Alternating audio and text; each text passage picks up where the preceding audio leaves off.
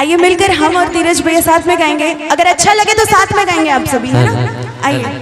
बोले देवों के महादेव शिव शंकर के ना हमसे भंगिया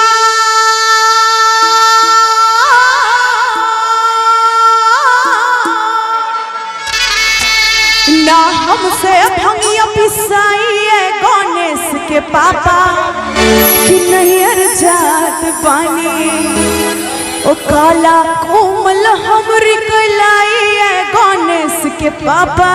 अच्छा, एक आवश्यक सूचना, सभी को समझ में आ रहा है ना? मुझे समझ में आए नहीं आए आपको समझ में आना चाहिए, है ना?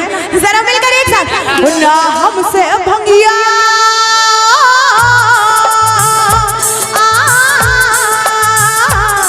ना हमसे भंगिया पिसाइए गणेश के पापा कि नहीं जात बानी काला कोमल हमरी कलाइए गणेश के पापा कि नहीं जात बानी ना हमसे भंगिया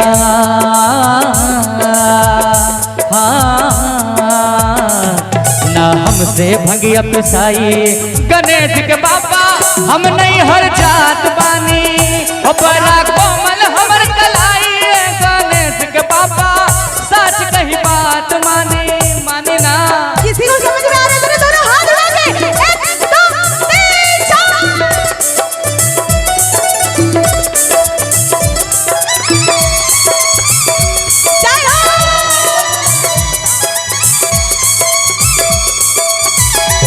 जय हो।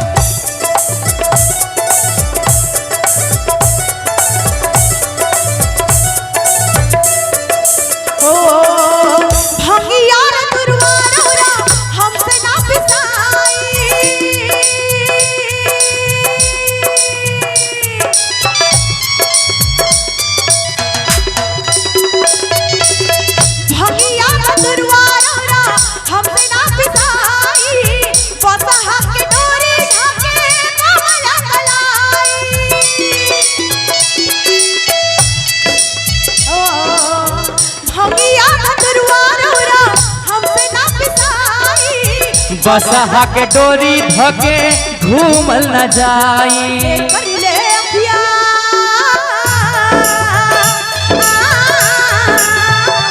काहे करेली अखिया लाले गणेश के पापा काहे बात बानी काहे करले अखिया लाल गणेश के पापा कि नहीं है हमसे भंगिया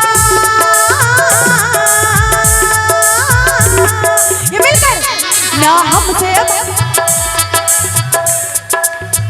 कि नहीं है ना हमसे भंगिया पिसाइए गणेश के पापा कि नहीं है जात बानी ना हमसे भंगिया पिसाइए तालियां बजाओ सारे पापा कि नहीं है जात बानी माने ना।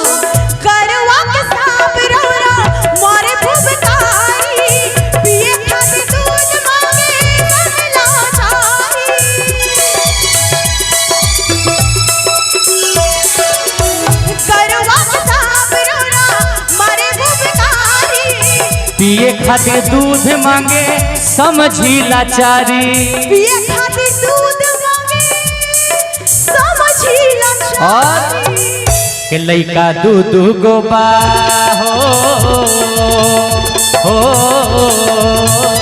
लइका दूध गोबा छोटे छोटे गणेश के कि जात बानी ना हमसे भंगिया पिसाइए गणेश के पापा कि नहीं जात बानी काला कोमल हमरी कलाई गणेश के पापा कि नहीं जात बानी। जरा दोनों हाथ उठा के 1 2 3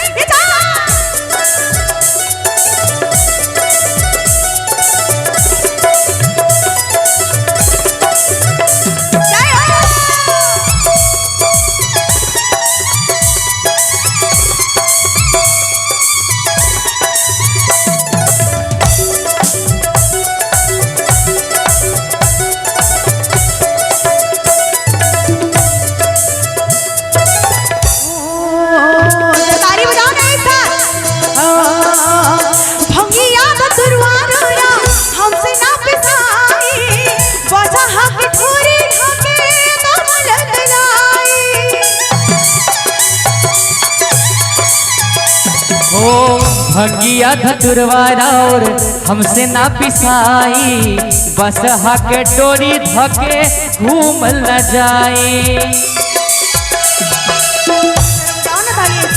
काहे कर ले अखिया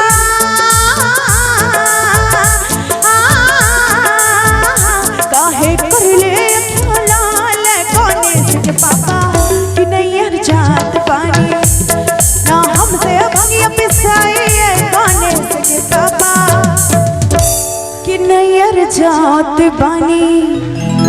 अगर अच्छा लगा तो दोनों हाथ उठाना एक साथ, किसी के भी हाथ नीचे नहीं रहे एक साथ कि ना